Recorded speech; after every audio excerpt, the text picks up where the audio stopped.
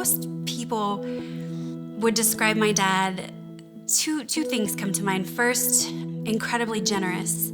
That is probably the thing he's known the best for. If he's not raising money for one organization, he's delivering stuffed animals to children in need at Christmas time, and you name it, he's on top of it. He's just a good guy.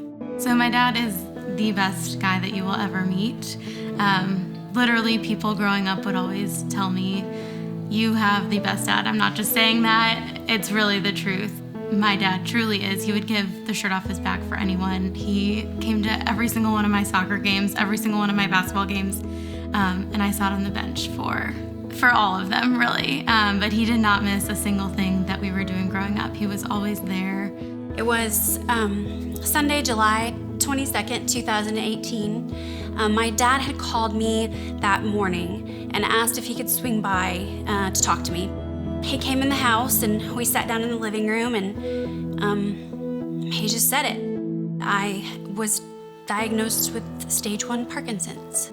One of the people that I love most in the world, and he had just broken down into tears, and I didn't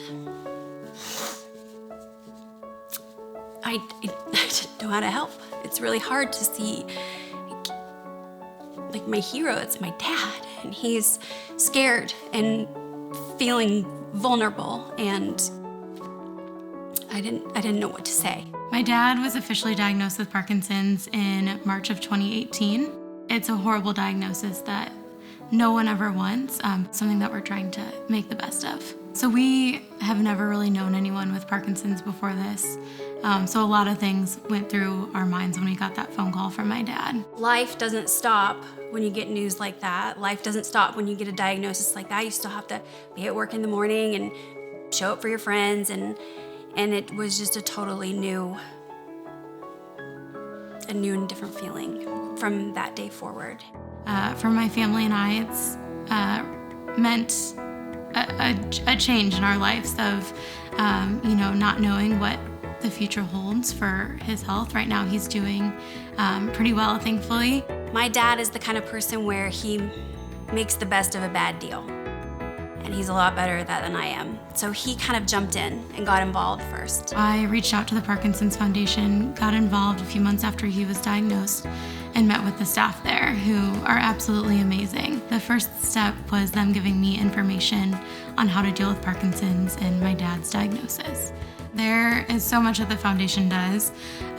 They are offering tons of money to research, to grants within Kansas City and nationwide. There have been lots of medications that have come out that the Parkinson's Foundation has worked on. They also do a lot with patient programming to make sure that Parkinson's patients feel like they have a community and somewhere to go and somewhere to turn when they get that diagnosis. Sometimes I step back and I see him interacting with people, and he's still the same. Still my dad. And I'm so thankful for that, because I have always felt really worried that this disease is gonna take him from us. And that scares me. It still scares me. But I love to see him at those events, because he's the same. Life looks really good for him today. And so I just celebrate every day. And if tomorrow is a bad day, we're gonna handle it. So one thing I ask of everyone tonight is be selfless, like my dad has been for the past 71 years, and give as much as you possibly can so that hopefully one day we have a cure for Parkinson's.